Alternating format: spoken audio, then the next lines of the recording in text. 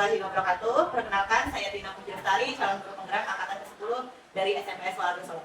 Di sini saya tidak sendiri dengan Ibu Kepala Sekolah SDS Waladun Solo. Boleh Bu diperkenalkan dulu dirinya? Assalamualaikum warahmatullahi wabarakatuh. Perkenalkan, saya Mauti, Kepala SDS Waladun Solo. Hari ini bisa membahas ya. Oke, ya. Terima kasih banyak ya sudah meluangkan waktunya untuk berbincang-bincang ya Bu ya dengan saya pada hari ini. Ibu, ini ada beberapa hal Bu yang mau saya tanyakan ke Ibu mengenai permasalahan ya Bu ya, atau kasus-kasus yang pernah terjadi di sekolah selama Ibu mungkin ya Bu ya. Ini mungkin pertanyaan yang pertama Bu nih, bagaimana cara Ibu mengidentifikasi bahwa kasus-kasus tersebut merupakan rujukan moral atau dilema etika? Jadi yang pertama kita harus memahami dulu apa itu dilema etika dan etika. Apabila dilema etika itu adalah dua pilihan yang tindakannya mengidentifikasi mana yang paling tapi tidak ada pilihan yang benar ataupun salah dalam diri. Pada bukan moral di sini melibatkan tindakan untuk mempengaruhi kita sebagai pengambil atau pengambil keputusan dalam mengambil keputusan. Jadi dia bicara mengidentifikasinya berarti dengan membedakan dulu ya Bu ya, apa itu si dilema etika dan juga apa itu rujukan moral ya. Nah yang selanjutnya nih Bu, bagaimana Ibu menjalankan pengambilan keputusan di sekolah Ibu, terutama untuk kasus-kasus yang dimana ada dua kepentingan yaitu yang sama-sama benar atau sama-sama mengandung nilai-nilai kebajikan. Jadi yang pertama adalah kita harus mengetahui bagaimana pilihan dalam mengambil keputusan. Karena keduanya memiliki nilai-nilai kebajikan, jadi yang pertama kita juga harus mempertimbangkan mana keputusan atau pilihan yang terbaik untuk kesejahteraan atau kebaikan kita bersama atau kebermanfaatannya yang dirasakan oleh masyarakat di sekolah itu tidak hanya pada satu kepentingan. Jadi berarti harus mengetahui pilihannya tersebut ya Bu ya, baru nanti mempertimbangkan yang mana yang dianggap baik untuk dijadikan sebuah keputusan ya Bu ya. Yang terbaik ya Bu ya, yang terbaik di antara yang terbaik ya Bu ya. Yang selanjutnya Bu, apakah ada langkah-langkah atau prosedur seperti apa yang Ibu lakukan selama ini untuk pengambilan keputusan masalah dilema etika tadi Bu? Yang pertama, kita harus mengetahui etika mana yang kita tentang atau yang kita ambil, atau prinsip mana yang akan kita tentangkan. Karena sebenarnya dilema etika ini sama-sama baik. Hanya saja bisa jadi kita akan menentang satu etika, bisa itu kejujuran, itu pelayanan kita, atau itu bagaimana kita kepercayaan orang tua kita. Boleh saya contohkan satu kasus? Boleh Bu, silakan. Jadi seperti yang kita ketahui bersama bahwa saat ini tidak ada anak yang tidak naik kelas. Itu memang menjadi salah satu dilema kita menjadi guru, menjadi kepala sekolah. Bagaimana ketika anak memang di kelas itu atau di fase itu tidak mencapai tujuan-tujuan yang sudah kita tentukan atau sudah diberikan oleh kita. Akan tetapi tadi seperti yang kita ketahui bersama bahwa tidak ada anak yang tidak naik kelas. Lalu keputusan seperti apa yang harus kita ambil? Apakah kita menaikkan anak dengan nilai yang kita angkat setinggi-tingginya, atau kita tuliskan saja bagaimana kondisinya? Jadi itu harus kita bicarakan sama-sama dengan guru, dengan wali kelasnya, karena akan ada kemampuan-kemampuan anak yang bisa saja kita kembangkan nantinya pada saat di fase berikutnya, atau di mana kekurangan anak yang tidak sampai atau tidak mencapai tujuan-tujuan tadi, bagaimana solusinya agar kita bisa membuat anak dapat mencapai ideal. Ya, berarti itu ya Bu yang menjadi permasalahan belajarnya tadi untuk langkah-langkahnya tadi berarti mengetahui dulu mana etika yang mau diterapkan lebih dahulu ya Bu ya, baru nanti prinsipnya seperti apa, baru ke arah penyelesaiannya ya Bu ya. Seperti itu ya Bu ya. Jadi untuk yang selanjutnya Bu, hal-hal apa saja ini yang selama ini Ibu anggap efektif dalam pengambilan keputusan pada kasus Ibu tadi? Jadi yang pertama, karena pengambilan keputusan ini berdampak juga kepada siswa, kepada guru, orang tua, jadi kita harus berbicara dan berdiskusi, tidak hanya dalam satu sudut pandang. Kemudian kita pertimbangkan mana konsekuensi, karena setiap keputusan pasti ada konsekuensinya ya Bu. Apalagi ini etika yang akan kita ambil keputusannya, otomatis jangka pendek atau jangka panjang keputusan kita itu akan memberikan konsekuensi. Jadi yang pertama memang kita harus berdiskusi, kemudian kita lihat lagi aturan atau aturan pemerintah atau kesepakatan yang sudah kita sepakati di sekolah. Kemudian kita lihat konsekuensi jangka pendek ataupun jangka panjangnya. Jadi sangat bijaksana apabila kita mengambil keputusan itu tidak terburu-buru atau dilihat dari ini harus nih jangan naik kelas karena dia memang belum mampu, tapi sebenarnya kita harus melihat secara konteks mungkin saja ada kemampuan-kemampuan yang bisa kita tingkatkan kelebihannya, karena kita tahu bahwa anak itu kecerdasannya tidak hanya di akademik. Benar, berarti itu ya. Berarti tadi yang bisa disimpulkan tadi adalah berdiskusi, itunya ya, berdiskusi dengan berarti beberapa pihak ya Bu, selain dari orang tua juga guru, untuk menentukan si anak tadi, karena memang kecerdasan itu bukan hanya tentang pengetahuan ya mungkin, biasanya memang di balik itu anak bisa ada kemampuan lain yang mungkin tersembunyi yang kita sebagai guru pun mungkin belum tahu kayak gitu ya Bu ya, itu bisa menjadi bahan pertimbangan. Jadi mungkin Bu yang selanjutnya nih Bu, selama mengambil keputusan ini pasti ada yang namanya tantangan ya Bu ya nih. Kira-kira tantangan seperti apa ini Bu ketika Ibu mengambil pengambilan keputusan dalam kasus-kasus di etika ini Bu? Jadi memang pada saat kita mengambil suatu keputusan di etika ini kan kita tahu bahwa ini sama-sama baik, tapi menurut sudut pandang masing-masing. Iya benar. Yang pertama, kita harus teguh pada pendirian kita, karena pada saat kita mengambil keputusan, kita harus yakin bahwa keputusan yang kita ambil ini adalah keputusan terbaik. Apapun pembicaraan orang, apapun suara-suara di luar sana, itu akan pasti ada. Oleh karena itu dalam mengambil keputusan kita harus melalui identifikasi, melalui analisis, supaya ketika keputusan yang kita ambil tadi sudah merupakan keputusan terbaik. Yang kedua, kita harus menyampaikan apa rasionalisasi kita mengambil keputusan ini. Jadi ketika kita sudah mengambil keputusan A, kita jelaskan kepada semua pihak kenapa keputusan ini diambil, agar semua memahami hasil dari keputusan ini. Ya, tapi tidak bisa kita hindari. Iya. Jadi berarti tantangannya yang pertama berarti kita harus teguh pada pendirian dulu ya Bu ya, apapun nanti yang sudah keputusan diambil, kita tidak lagi mendengarkan istilahnya orang lain itu mau berbicara baik atau buruk. Ini adalah keputusan terbaik yang diambil ya, baru nanti menyampaikan ya Bu alasan kenapa keputusan itu diambil pada akhirnya. Jadi benar ya Bu, karena dilema etika ini memang tadi namanya juga dilema ya Bu. Jadi ada kebimbangan pasti, tapi itu tadi yang memang sama-sama baik di antara keduanya, tidak ada salah ataupun tidak ada yang benar, itu sama-sama benar. Jadi Bu yang selanjutnya nih Bu, untuk ini kan ada sebuah kasus nih misalnya, itu kan apakah Ibu ada jadwal tertentu Bu untuk menyelesaikan masalahnya atau langsung menyelesaikan permasalahan pada saat itu Bu? Kalau jadwal tertentu kita melihat dari tingkat kesulitan masalah itu. Jika memang sudah kita tahu bahwa aturannya jelas, bahwa yang harus diikuti itu jelas, kita bisa mengikuti aturan tersebut. Tapi jika memang permasalahan itu harus melalui analisis dulu, evaluasi dulu, diskusi dulu, atau kita harus melihat peraturan-peraturan bahkan kasus-kasus dulu, maka setidaknya kita perlu menjaga. Satu yang dalam mengambil keputusan adalah kita jangan meninggalkan risiko. Karena sebaik-baik keputusan kita manusia tanpa kita bisa kepada Allah akan sulit ke depannya. Ketika kita sulit istirahat, insya Allah karena iman keputusan. Jadi berarti kalau jadwal tertentunya itu tergantung dari kasus ya atau dilema etika yang sedang terjadi. Berarti kalau misalnya kasusnya yang dianggap ringan itu berarti langsung diselesaikan ya. Tapi kalau untuk yang agak sedikit berat mungkin memerlukan waktu 3 hari karena perlu identifikasi, mengumpulkan fakta-fakta seperti itu ya. Nah, adakah nih buat seseorang atau faktor-faktor yang selama ini mempermudah Ibu untuk mengambil keputusan dalam kasus-kasus dilema etika ini? Alhamdulillah sekolah kita ini dan juga orang tua juga para senior yang sudah dianggap sebagai anggota dalam pengambilan. Dan juga kita dalam pengambilan keputusan ini walaupun sudah menjadi pemimpin tetap harus belajar, karena dalam proses kehidupan sosial ini tidak ada yang baku, selalu berkembang. Jadi kita harus terus belajar, kita harus berpikiran terbuka, menerima pendapat-pendapat baik, dan kemudian kita pikirkan, kita evaluasi, kita renungkan lagi apakah ini memang sudah sesuai, apakah ini memang keputusan terbaik. Jadi memang tim di SDS Waladun Soleh, alhamdulillah saya sangat positif di sini ketika kita menjadi kasus atau ketika kita menjadi masalah, jadi kita selalu berdiskusi. Berarti ada diskusi ya di antara semua pihak intinya yang ada di dalam sekolah, baik itu dari guru ya Bu ya, baik dari orang tua maupun dari pembina yayasan sendiri ya Bu ya. Luar biasa Bu ya. Ini yang selanjutnya nih Bu, kan ketika ada permasalahan atau kasus itu, bagaimana nih Ibu mengukur bahwa kasus itu efektif dalam penyampaian keputusan yang sudah diambil itu sudah baik gitu? Bagaimana Ibu cara mengukurnya?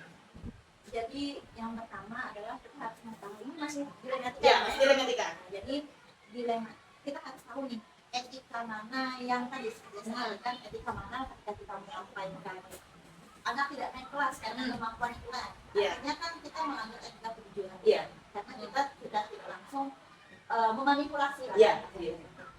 Tapi ketika kita tidak menaikkan saat ini ini, maka pertimbangan apa? Kenapa anak ini tidak naik ke itu? Itu juga harus dipertimbangkan dalam artian kebaikan anak juga harus dipertimbangkan dalam menaik. Bagaimana cara mendukung ini tidak? Nah, ini melalui identifikasi tadi kajian menganalisis. Kemudian setelah itu kita evaluasi lagi apakah keputusan ini memang sudah baik, bagaimana dampaknya nanti, apakah sudah memang resiko yang diambil nanti paling sedikit. Berarti itu bagaimana cara mengukurnya, yaitu dengan cara mengidentifikasi terlebih dahulu ya Bu ya. Ada melakukan evaluasi atau refleksi ya Bu ya, dari hasil yang telah disepakati keputusan yang sudah diambil gitu. Bu, ini ada satu lagi nih Bu, pertanyaan dari saya Bu ya, yang terakhir ini Bu ya. Untuk pembelajaran apa yang dapat Ibu ambil ketika mengambil keputusan tadi Bu di dalam Delima Etika tadi? Banyak Sekali ya Bu. Udah diceritakan dulu. sampai saya berpikir dulu karena menjadi seorang pemimpin di usia muda, saya selalu merasa muda ya. Benar. Di usia muda dengan banyak kepala, banyak ide, banyak hal yang berbeda kemudian disampaikan itu luar biasa. Yang pertama mungkin awal-awal kita kan shock lah karena ini pengalaman pertama, walaupun sebelumnya juga pernah menjadi pemimpin, tapi ketika kita berhadapan dengan tua, dengan siswa, keputusan yang diambil itu harus cepat dan tepat. Jadi yang pertama kita shock, kemudian seiring dengan berjalannya waktu selalu bertanya, berdiskusi berhadapan dengan orang tua, dengan pembina kita, dengan siswa kita juga. Pada akhirnya dibawa tenang dulu, karena mengambil keputusan dalam keputusan bisa ataupun kita perempuan itu kan kadang main hati ya. Jadi yang pertama kita tenang dulu, kemudian kita lihat situasinya dari berbagai sudut pandang, lalu kita lihat bagaimana aturan yang ada. Karena etika itu kalau misalnya hanya dari sudut pandang kita sebagai manusia, maka semuanya benar. Iya, benar. Kita harus punya pegangan dulu aturannya, ini kita punya kurikulumnya, bagaimana kita mengambil keputusan yang sebenarnya walaupun benar, karena semuanya benar kita ambil. Jadi itu Bu ya tadi yang luar biasa dia. Jadi pertamanya shock ya Bu ya, namanya ya ketika jadi pemimpin ya Bu ya.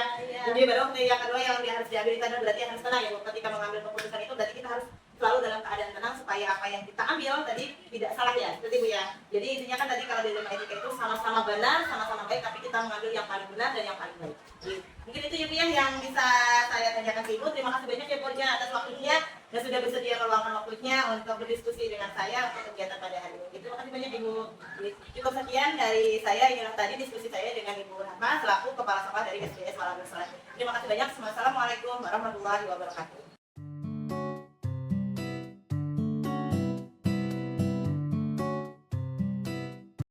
Assalamualaikum warahmatullahi wabarakatuh. Perkenalkan, saya Tina Pinjamsari, calon guru penggerak angkatan 10 di SMS Waladun Soleh.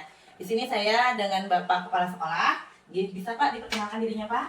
Assalamualaikum warahmatullahi wabarakatuh. Izin memperkenalkan diri, nama saya Harisha Dani Pradika. Di sini saya diamanahi sebagai kepala sekolah di SMS Waladun Soleh dari tahun 2021 hingga sekarang. Nah Bapak ya, di sini saya akan melakukan wawancara ya Pak ya dengan Bapak masalah nanti kasus-kasus yang ada di sekolah ini Pak ya. Jadi mungkin untuk yang pertama Pak, bagaimana Bapak mengidentifikasi kasus-kasus itu yang merupakan bujukan moral atau dilema etika Pak?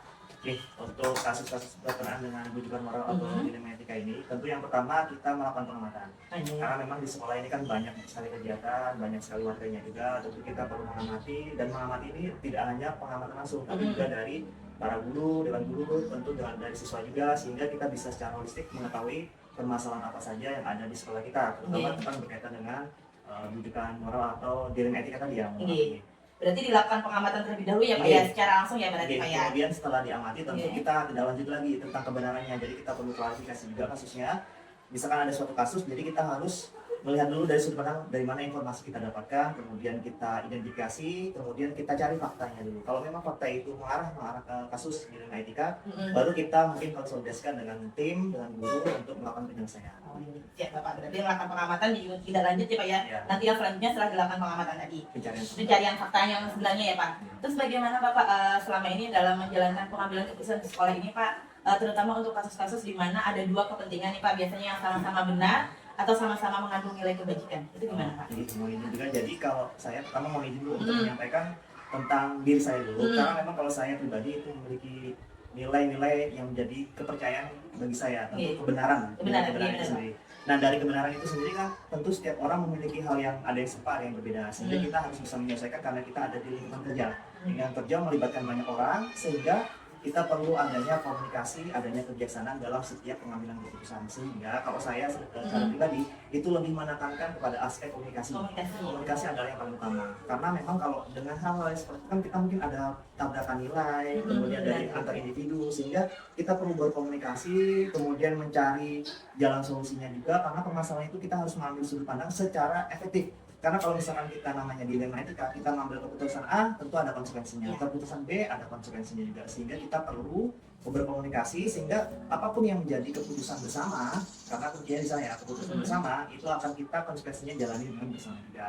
Karena memang saya lebih mengedepankan komunikasi, keterbukaan juga. Kalau saya memang menempatkan diri sebagai, karena di sini diamani sebagai pemimpin, tentu saya lebih suka bahwa dengan tim itu terbuka.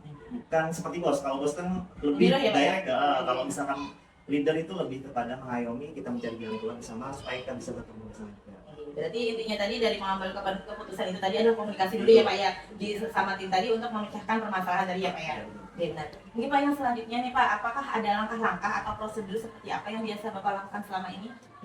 Kalau secara prosedur tertulis terus di sekolah kita belum ada. Hanya saja kalau secara pribadi kita punya prosedur sebenarnya ya dari awal tadi seperti biasa pengamatan dulu ya. Kemudian kita perlu mencari fakta, kemudian mengidentifikasi masalah, kemudian juga menganalisa permasalahan. Kita banyak mengumpulkan fakta-fakta tadi di lapangan tentang kasus tersebut. Kemudian orang-orang yang terkait itu kita komunikasi ya kan. Kemudian baru ketika kita sudah tahu betul permasalahannya itu apa, kita bisa mengidentifikasi permasalahan pokoknya di mana, analisa masalahnya di mana, baru bisa kita berkomunikasi untuk mencari solusinya.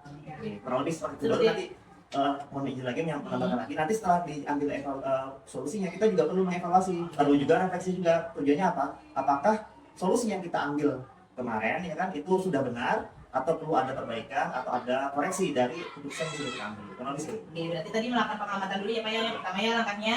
Setelah itu mencari fakta-fakta ya Pak ya kebenarannya. Setelah ada fakta-fakta nanti diidentifikasi. Setelah diidentifikasi tadi ada dikomunikasikan ya Pak dengan pihak-pihak yang melakukan kesalahan atau pihak-pihak yang ada kasusnya seperti ya Pak ya. Baru mencarikan solusinya. Yang terakhir sudah dapat solusi, dievaluasi untuk refleksi. Seperti itu ya Pak ya. Terima kasih Pak. Untuk yang selanjutnya nih Pak, hal-hal apa saja yang selama ini Bapak anggap efektif nih dalam pengambilan keputusan pada kasus-kasus dilema etika Pak?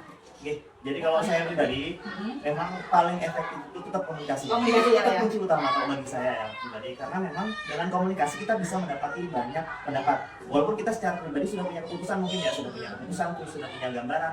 Hanya saja karena kita itu bekerja dalam lingkungan tim, tentu kita perlu berkomunikasi. Barangkali justru ada masukan-masukan dari teman-teman, dari pihak terkait itu bagaimana cara solusi yang terbaik. Jadi kita bisa kolaborasikan semua solusi yang terbaik bagi kita semua, kemudian diambil keputusan, kemudian konsekuensinya kita tanggung bersama. Itu jauh lebih efektif kalau menurut saya daripada kita mengambil keputusan secara gegabah sendiri tanpa melibatkan tim dalam untuk mengambil suatu solusi atau keputusan. Jadi intinya berarti kalau yang paling efektif tadi adalah komunikasi dulu ya Pak ya dengan semua pihak ya Pak. Jadi minta saran istilahnya ya Pak kepada teman-teman atau pada rekan bagaimana masalah dilema etika ini tadi ya Pak. Ya betul. Oke Bapak, nah yang selanjutnya lagi nih Pak, hal-hal apa saja nih yang selama ini merupakan tantangan dalam pengambilan keputusan Pak? Mungkin bisa diberikan contoh Pak dilema etika yang paling sulit selama ini Bapak hadapi. Jadi kalau menurut saya pribadi ya, tantangan dalam mengatasi permasalahan dilema etika itu memang awal tadi karena saya mengedepankan solusi, maka solusi itulah yang kadang-kadang menjadi permasalahan. Alasannya apa? Solusi ini kadang ketika kita berusaha untuk mengkomunikasikan, ya kan, kadang ada orang yang mungkin belum paham, sehingga kita perlu ekstra untuk memperjelas diri. Tapi saya yakin bahwa ketika kita mendelivery penjelasan dengan baik, kemudian juga memberikan pemahaman dengan sudut pandang yang baik, maka itu insya Allah bisa diatasi. Hanya saja kan jalan pertama kan gimana nih cara kita bisa berkomunikasi, mencari celah bagaimana orang itu cara berkomunikasinya, ya kan kita identifikasi dulu tuh. Misalkan itu ada kasus, kita perlu identifikasi, misalkan itu berkaitan dengan siswa, berkaitan dengan guru, atau berkaitan dengan keluarga, itu perlu ibaratnya langsung kita identifikasi ini orangnya seperti apa, masalahnya apa, bagaimana cara kita mengkomunikasikan. Jangan sampai kita ketika berkomunikasi justru kita salah dalam berkomunikasi, karena ketika sudah salah, ya salah semuanya jadinya nanti. Nah, jadi awal mula permasalahan di situ. Nah, kemudian contoh ya. Terus terang saya agak susah ya mencari contohnya. Alhamdulillah kalau di sini yang secara signifikan sih nggak ada kasus-kasus yang berkaitan dengan dilema etika gitu ya. Hanya saja kalau yang ada mungkin semisal itu tentang siswa ya, siswa itu misalkan ada siswa yang sebenarnya waktu dulu COVID itu kan ya, itu ada siswa yang dia tidak masuk lama sekali. Kita sudah komunikasi bolak-balik dengan BK, dengan wali kelas juga untuk menunjuk anaknya masuk, kemudian anaknya tidak mau karena sudah bekerja, kemudian ada nilai-nilai yang ibaratnya apa ya, anak ini dan keluarga yang sudah sulit untuk dipercaya, kita sulit juga untuk mengambil keputusan ini. Kalau misalkan kita teruskan membujuk anak ini nggak masuk, kita nggak punya data bahwa anak ini sekolah dan belajar ya kan, kita namanya sekolah ada kegiatan di sekolah, sedangkan anaknya tidak sekolah ya kan. Kemudian kalau kita naikkan tidak ada datanya, kita menaikkan karena dia nggak belajar, mau tidak dinaikkan atau dikeluarkan itu tidak diperkenankan juga. Jadi perlu berkomunikasi, dibujuk terus menerus, kemudian nanti gimana nih solusinya untuk mengambil itu kan. Kita secara guru ya itu ingin mengajari, tetapi sistemnya kalau mereka nggak belajar, gimana mereka mau dapatkan ibaratnya data-data bahwa mereka sudah belajar nilai lah kan? Itu kan menjadi suatu dilema. Itu yang pertama. Mungkin yang kedua itu kepikiran kalau misalkan kita punya siswa yang apa istilahnya ABK lah katakanlah. Kemudian alhamdulillah kita dapat siswa yang ABK tahun ini. Hanya saja kan kita kan namanya lembaga pendidikan pengen memberikan yang terbaik kepada seluruh peserta didik ya, tidak terkecuali mau yang ABK atau yang normal. Hanya saja kita kan di sisi lain menyadari bahwa sekolah ini memang tidak ada tenaga yang khusus dulu untuk mengatasi ABK-ABK ini ya kan, sehingga kita perlu ada ilmu tambahan. Dan itu kita di sisi lain ya kadang-kadang ini gimana ya, kalau anak kita ajari dengan seadanya kita nggak bisa maksimal ya kan, padahal anak ini setelah di asesmen kita ada mengajukan bahwa siswa ini untuk di asesmen ke psikolog ya kan, ternyata anak ini memang diarahkan sebenarnya ke sekolah SLB, sekolah yang luar biasa memang dikhususkan untuk mereka gitu. Hanya saja karena ini kan peraturannya kita nggak boleh menolak, dan kita juga tidak mau menolak juga kalau misalkan kita bisa mengatasi. Hanya saja kan ada pertentangan di situ. Kalau kita ajari anak ini nanti kita nggak maksimal, kalau kita nggak ajari nanti salah lagi, sedangkan orang tuanya kita sudah memberikan pemahaman tuh. Ternyata di orang tuanya ada dua pemahaman yang berbeda. Si ayah memahami bahwa anak ini harus dibawa ke SLB, si ibu belum paham bahwa anak ini harus sekolah di tempat umum, tidak mau di tempat yang khusus. Sehingga sebagai jalan tengah ya sudah kita terima siswa dengan konsekuensi kita tetap fokus kemana? Fokusnya salah satunya kekurangan dia, salah satunya adalah tentang bersosial, misalkan itu, atau hal yang lainnya lah. Tapi kalau saya rasa memang di SMP ini alhamdulillah ada yang namanya kasus di dalam etika yang apa ya, yang begitu kita pemikiran atau diperhatikan, alhamdulillah semuanya bisa diatasi, alhamdulillah semuanya punya solusinya juga. Luar biasa berarti Pak ya, memang itu terjadi pada saat COVID kemarin ya Pak, anak itu memang sulit untuk masuk atau tidak mau ya Pak ya, baru sudah melakukan komunikasi juga ya Pak ya dengan orang tua. Dan juga tadi permasalahan yang kedua tadi adanya anak ABK ya Pak ya, memang sudah sebelumnya sudah dikonsultasikan juga, tapi orang tuanya masih tetap ya Pak ya, berarti tetap ada mau di sini gitu ya Pak. Iya. Nah, terus selanjutnya Pak, apakah Bapak punya jadwal tersendiri Pak untuk menyelesaikan masalah dilema etika ini, atau langsung pada saat kejadian langsung diselesaikan seperti Pak? Kalau selama ini ya untuk pembicaraan itu pasti kalau ada sama guru itu waktu rapat sih sebenarnya. Jadi kalau secara terjadwal itu tidak juga kalau menurut saya. Hanya saja kalau ada kasus itu memang kita langsung aksi, karena memang kan kasusnya alhamdulillah tidak sering terjadi. Jadi begitu ada itu ya kita langsung komunikasikan, terutama dengan yang terkait, misalkan itu tentang siswa ya kepada wali kelas ya kan, kemudian bisa dengan orang tuanya, kemudian dengan guru BK yang terlibat, kemudian kita berusaha untuk mencari solusi. Nanti kalau memang membutuhkan pertimbangan yang sangat apa ya, sangat banyak itu, baru kita melibatkan banyak guru untuk kita komunikasikan, kita sharing solusi yang terbaik, baru kita cari jalan solusinya tadi. Kami bisa begitu. Berarti tidak ada jadwal tertentu ya Pak ya, tergantung dari situasi permasalahan yang dihadapi ya Pak ya. Benar. Karena tidak rutin soalnya sih, alhamdulillah. Ini Pak, terus Pak, untuk penyelesaian permasalahan ini Pak, adakah seseorang atau faktor-faktor yang selama ini mempermudah Bapak untuk menyelesaikan atau mengambil keputusan masalah dilema etika ini Pak? Yang pertama tadi, faktor pertama komunikasi ya, balik lagi tadi komunikasi. Yang kedua tim. Alhamdulillah saya dianugerahi dengan guru-guru, dengan tim yang memang komunikatif, kemudian juga bisa memberikan pendapat dan aktif juga, sehingga ketika ada suatu permasalahan mereka totalitas untuk bagaimana ini bisa menyelesaikan permasalahan gitu. Jadi tidak lempar tangan lah, tidak lempar tanggung jawab gitu. Jadi begitu, walaupun ini tidak terkait dengan teman-teman guru secara langsung, tapi teman-teman secara aktif untuk bersama-sama mencari solusinya. Jadi memang alhamdulillah tim kita solid ibaratnya, jadi kita lebih mudah untuk mengambil keputusan. Ada masalah cara mengatasinya gimana, cari jalan keluarnya gimana, konsekuensinya kita ambil bersama. Ya sudah, berarti kita, walaupun saya sebagai pimpinan tentu yang paling utama bertanggung jawab, tapi karena kita bersama-sama mengambil keputusan, insya Allah itu jalan yang terbaik. Kecuali nanti menemui jalan buntu, ya seperti biasa sebagai seorang pemimpin tentu harus mengambil keputusan, oh ini yang terbaik begitu. Tapi tentu kita jalani bersama-sama. Kalau seperti itu. Berarti dari tim ya Pak intinya yang mendukung Bapak untuk mengambil keputusan itu tadi ya Pak ya, supaya istilahnya konsekuensinya itu kita tanggung bersama kalau ada apa-apa untuk depannya. Supaya diketahui, jadi nanti tindak lanjutnya lagi setelah kita refleksi ya, kita tahu kalau kita keputusan sendiri loh kemarin gimana kok nggak ada salah lagi nanti jadinya kan. Nah, gitu. Benar sekali berarti ya Pak ya, yang Bapak sudah lakukan tadi. Mungkin Pak, tadi Pak, yang ini yang terakhir ya Pak ya, pertanyaan yang terakhir dari semua hal yang sudah Bapak sampaikan tadi, pembelajaran apa yang Bapak dapat atau Bapak dapatkan dari pengalaman mengambil keputusan masalah dilema etika ini Pak? Ya, kalau yang pertama ya, yang jadi pelajaran bagi saya, ya, apalagi kita bekerja dalam suatu tim gitu ya, itu kita nggak bisa egois untuk mengandalkan diri sendiri. Kita merasa mampu dan sebagainya, kita enggak. Dalam satu tim itu kita ya bertim, berarti ada tubuh dari situ kan. Sebagai pimpinan itu pasti harus punya tanggung jawab untuk bisa mengakomodasi semua timnya supaya bertumbuh, supaya berkembang. Sehingga kalau ada permasalahan tidak hanya saya yang bisa mengambil keputusan, tapi tim juga gitu. Tim ketika katakanlah tidak saya gitu ya, jadi pemimpinnya, mereka tetap bisa mengambil keputusan, tidak hanya saya sendiri. Jadi melatih bersama-sama belajar ya kan untuk mengambil keputusan dalam suatu kasus, contohnya misalkan dalam ini kasus dilema etika, supaya sama-sama bisa. Kemudian yang paling berkesan itu adalah ketika kita berkomunikasi itu membentukkan banyak ego, banyak pemikiran ya kan. Nah, sehingga dengan komunikasi yang bagus, dengan komunikasi yang efektif, kita bisa mencari jalan tengahnya gitu, sehingga kita bisa mengambil keputusan yang katakanlah lebih bijaksana dan itu bisa dilaksanakan secara bersama-sama. Karena nilai kebenaran satu individu dengan individu yang lain kan mungkin ada hal yang berbeda, ada banyak yang sama gitu kan ya. Nah, dari situ kalau kita komunikasi yang baik, akan saling mengerti, akan ketemu titik temu yang terbaik, sehingga itulah yang istilahnya menjadi jalan solusi yang bisa disepakati bersama. Ibaratnya karena memang kalau di lima etika ini pasti ya tadi sama-sama jurang ya kan. Ya, mau ngambil ini nanti konsekuensinya, ngambil ini konsekuensinya ini gitu. Jadi harus sama-sama belajar. Itu menjadikan pembelajaran bagi saya pribadi bahwa oh ternyata membangun tim itu harus kita sama-sama bertumbuh.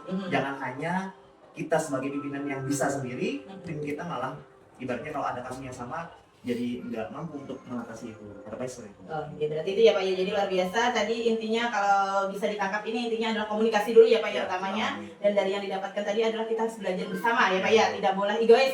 Istilahnya sebagai pemimpin pun Bapak harus menurunkan ego ya Pak ya supaya mendapatkan solusi yang terbaik dalam sebuah permasalahan dilema etika. Oke, mungkin itu cukup ya Pak ya, beberapa pertanyaan dari saya. Terima kasih banyak atas waktunya ya Pak ya yang telah diberikan.